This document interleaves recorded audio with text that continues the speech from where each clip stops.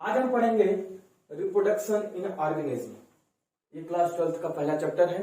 इसके बारे में आज से शुरुआत कर रहे हैं।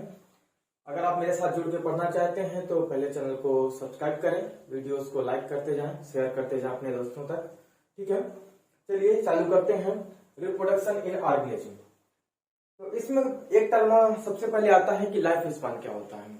तो life span is the time period from birth to the natural death of an organism. मतलब कोई जीव है और वो जैसे जन्म लेता है, जन्म लेने के बाद वो अपनी पूरी लाइफ धीरे धीरे जीता है। जीने के बाद वो जब फिनेसेंट फेज में अर्थात वो बूढ़ा हो जाता है, वृद्धावस्था में आ जाता है, उसके बाद नेचुरल तरीके से उसकी डेथ हो जाती है। तो उसके पूरे जीवन काल में जितने ईयर्स, जितने दिन या जितने महीने का जो टाइम गैप था, जितना वो जिया है अपनी जिंदगी में, उसको हम क्या बोलते हैं? लाइफ स्पान बोलते हैं।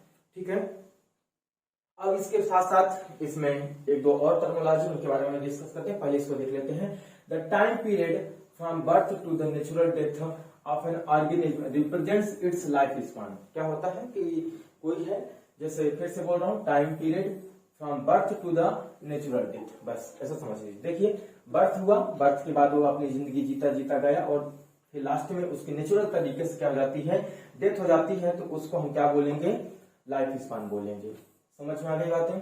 ओके, दूसरा पॉइंट है मैक्सिमम लाइफ स्पान क्या होता है। जब हम मैक्सिमम लाइफ स्पान की बात करते हैं तो बेटा उसमें हम किसी स्पीसीज के बारे में लिखते हैं। जैसे कि एक बनियान ट्री है, एक बनाना है और एक टॉर्टॉइज है, एक ह्यूमन बीइंग है। इनकी सबकी अपनी अलग अलग स्पीसीज हैं। तो अब इन सभी में देखें कि सबसे ज्यादा कौन जीता है। क्या सबसे ज्यादा ह्यूमन बीइंग जीता है, या फिर सबसे ज्यादा बनियान ट्री जीता है, या फिर टॉर्टॉइज या बनाना ट्री? तो इनमें देखा जाता है कि नहीं, जो बनियान ट्री है, बनियान ट्री की जितने भी अलग अलग कितने भी ट्री हों, उनकी जो लाइफ स्पान है उनके अदर ऑर्गेनिज्म के कंपेरिजन में उनकी सबकी ज्यादा ही होती है।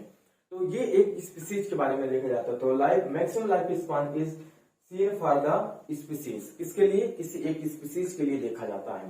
फिर उसके बाद बात करते हैं average life span. Average life span क्या होता है? ठीक, तो एवरेज लाइफ स्पान की जब हम बात करते हैं तो आप ऐसा समझ लीजिए, जैसे मान लो एक इलाका है, एक इलाके में 500 लोग रहते हैं। अब 500 लोग रहते हैं तो उसमें से कोई 50 साल जीता है, कोई 40 साल जी रहा है, कोई 70 साल जी रहा है, कोई 80 साल जी रहा है। तो इस तरीके से सबने अपनी अलग अलग लाइफ जी। अब सबने अलग अलग लाइफ जी, उनको सबके जितने लोगों ने जितनी जी उनको सबको ऐड किया, 500 से डिवाइड कर दिया। जो भी आया वो एक पर्टिकुलर एक इंडिविजुअल के हिस्से में जो आएगा लाइफ स्पान, वो उसका क्या कहलाएगा? Average number of years survived by a member of population. किसी एक पॉपुलेशन में जो एक मेंबर है उसमें एवरेज लाइफ कितने जिया, कितने ईयर से जिया, उसको हम क्या बोलते हैं? एवरेज लाइफ स्पान बोलते हैं। ठीक है, मुझे लगता है बात आपको समझ में आई होगी। दूसरा टॉप पॉइंट है लाइफ एक्सपेक्टेंसी। जैसा इसका नाम वैसा ही इसकी डेफिनेशन है। एक्सपेक्टेंसी मतलब कि हम एक्सपेक्ट करते हैं कि इसकी लाइफ स्पान कुछ ऐसा होगा, बट एक्चुअल में होता है या नहीं होता है वो उसके नेचर और उसकी स्पीसीज के ऊपर डिपेंड करेगा कैसा है। ठीक है, जैसे मान लो मैंने एक बनाना ट्री लगाया और मैं एक्सपेक्ट करता हूं कि आगे आने वाले 40 साल तक ये जिएगा। ये मेरी एक्सपेक्टेंसी है, पर वो जीगा कितना? 1 साल या मुश्किल से 1 साल से थोड़ा ज्यादा।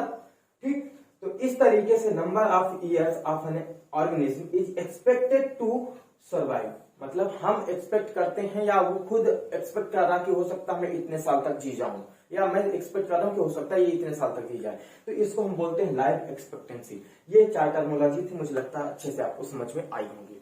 ठीक, अब बेटा बात करते हैं ऑर्गेनिज्म्स नेम और लाइफ स्पान की। मतलब यहाँ पे मैंने कुछ ऑर्गेनिज्म के नेम दिए हैं और उनके अकॉर्डिंग उनकी स्पीसीज में किस तरीके से उनका लाइफ स्पान होता है, ये सब स्पीसीज का है। ठीक है, तो यहाँ पे एक कोई बनाना ट्री का या बनियान ट्री की बात नहीं कर रहा हूं मैं। ठीक है, पूरे उनकी स्पीसीज वाइज है। तो अगर हम बनियान ट्री की बात करते हैं तो बनियान ट्री का जो लाइफ स्पान होता है वो 200 ईयर्स से लेकर के 300 ईयर्स के बीच में होता है। ठीक, इसी तरीके से अगर टॉर्टॉइज की बात करें तो टॉर्टॉइज का बेटा 100 से 150 ईयर्स होता है। पैरट की बात करें तो 140 ईयर्स। ये आपको एज इजिट याद करना पड़ेगा। क्यों?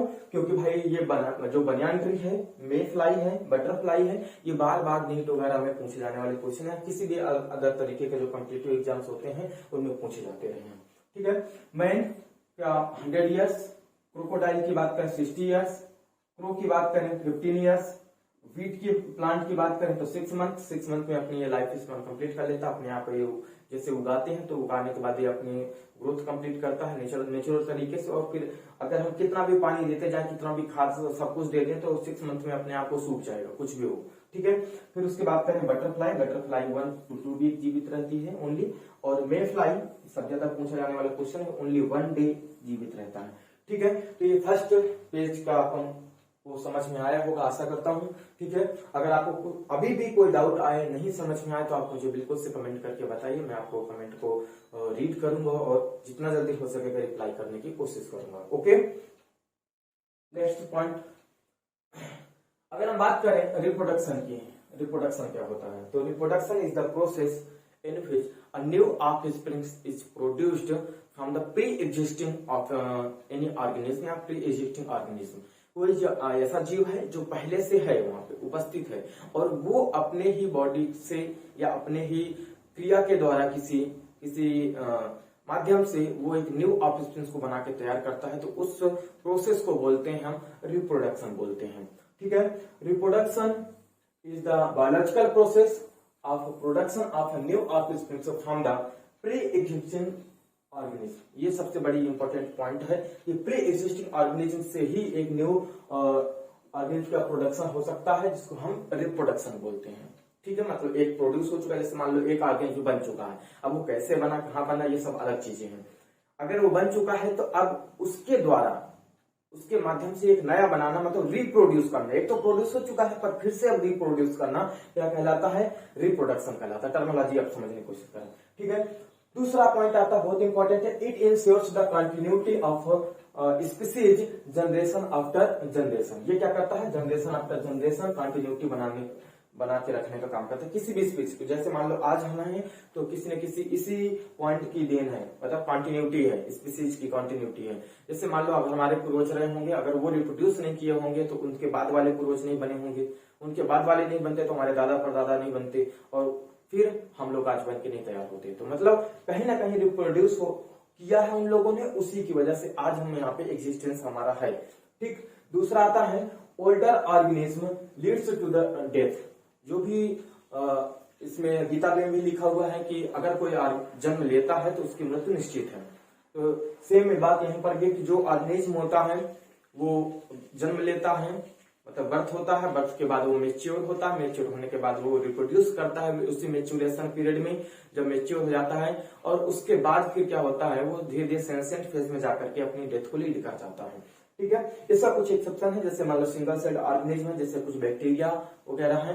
ठीक है। या प्रोटिस्टा मोनेरा किंगडम के ऑर्गेनिज्म है, ये क्या करते हैं कि अपनी बॉडी को कुछ इस तरीके से रिप्रोड्यूस करते हैं कि एक सेल, जैसे मान लो ये सेल होती है, ये मान लो एक सेल है, सपोज अमीबा की सेल है, तो ये खुद जैसे मेच्योर होगी तो धीरे धीरे क्या हो जाएगी, कुछ इस तरीके से बनाएगी, 2 न्यूक्लियस बनाएगी और ये ब्रेक हो जाएगी। ठीक है। ये इस तरीके से ब्रेक हो चुकी है। तो जब ये ब्रेक हो जाएगी तो इसकी नेचुरल तरीके से कोई डेथ पॉसिबल नहीं है और ना ही इसकी कोई डेथ होती है। ठीक है। तो ये कुछ एक्सेप्शंस हैं इस पॉइंट के।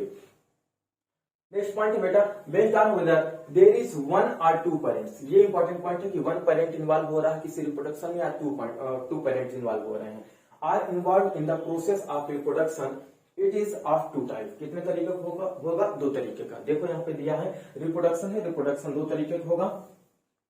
पहला है असेक्सुअल रिप्रोडक्शन और दूसरा सेक्सुअल रिप्रोडक्शन। तो यहाँ पे थोड़ा सा इनके बारे में डिस्कस करते हैं। पहला पॉइंट कि जब भी हम असेक्सुअल रिप्रोडक्शन की बात करेंगे तो इसमें ये देखेंगे कि there is no fusion of gamete. क्या है, there is no fusion of gametes. इसमें गैमीट का फ्यूजन नहीं होगा, जबकि यहाँ पे क्या होगा, पहला पॉइंट फ्यूजन ऑफ गैमीट। क्या होगा, फ्यूजन ऑफ गैमीट्स। समझ में आ गई बातें। दूसरा पॉइंट है बेटा इसमें कि ये यूनिपेरेंटल होता है, मतलब इसमें एक पेरेंट इन्वॉल्व होता है रिप्रोडक्शन में। Single parent is involve. क्या है, सिंगल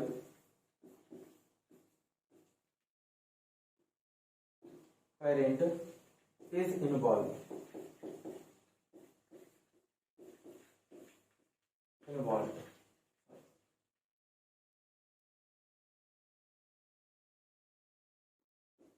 इन्वॉल्व। इसमें सिंगल पेरेंट होता है जबकि इसमें 2 पेरेंट इन्वॉल्व होते हैं। तो क्या लिखेंगे इसमें 2 पेरेंट्स आर इन्वॉल्व। समझ में आ गई बातें। इसका कुछ एक एक्सेप्शन है, जैसे कुछ टैप वार्म है। एक टैप वार्म नाम का एक ऑर्गेनिज्म है जिसमें क्या होता है कि वो हर्माफ्रोडाइट होता है, मतलब उसमें बाइसेक्सुअल होता है। क्या होता है यहाँ पे लिख देता हूँ उसको मैं। एक्सेप्शन क्या है इसके बारे में एक एक्सेप्शन है, तीसरा पॉइंट लिख देते हैं हम कि हर्माफ्रोडाइट करके होते हैं।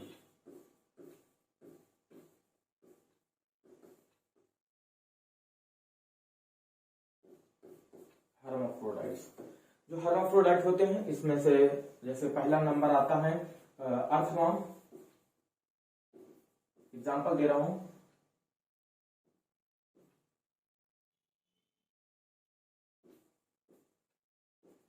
अर्थवर्म,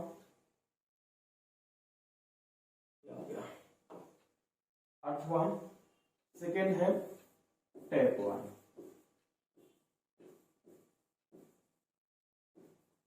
टैपवर्म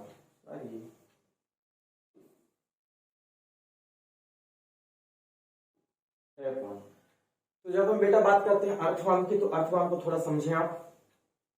जैसे ये क्या है, ये एक अर्थवर्म है। सपोज इसका ये वाला जो ऑर्गन है, यहाँ पे एक ऑर्गन होगा, एक जेनाइटल पोर होता है, एक यहाँ पे जेनाइटल पोर है, ठीक है। तो एक सपोज ये वाला अगर मेल है, सॉरी ये वाला अगर मेल है तो ये वाला कौन सा पोर होगा, फीमेल होगा। सेम इसी तरीके से एक और दूसरा होगा। अब ये वाला मेल था, ठीक है, तो इसका वाला, इस वाले का मेल सपोज इधर है यहाँ पे और इसका फीमेल यहाँ पे है। तो ये क्या करते हैं, एक दूसरे के ऊपर इस तरीके से चिपक जाते हैं और चिपकने के बाद क्या कर देते हैं, ये अपना स्पर्म इसके अंदर छोड़ देगा, सॉरी ये वाला अपना स्पर्म इसके अंदर छोड़ देगा और ये वाला अपना स्पर्म इसके अंदर छोड़ देगा। तो ये हर्माफ्रोडाइट होने के बावजूद भी क्या होता है, इसमें सेक्सुअल रिप्रोडक्शन होता है, मतलब कि गैमीट का ट्रांसफर होता है और गैमीट का फ्यूजन होता है।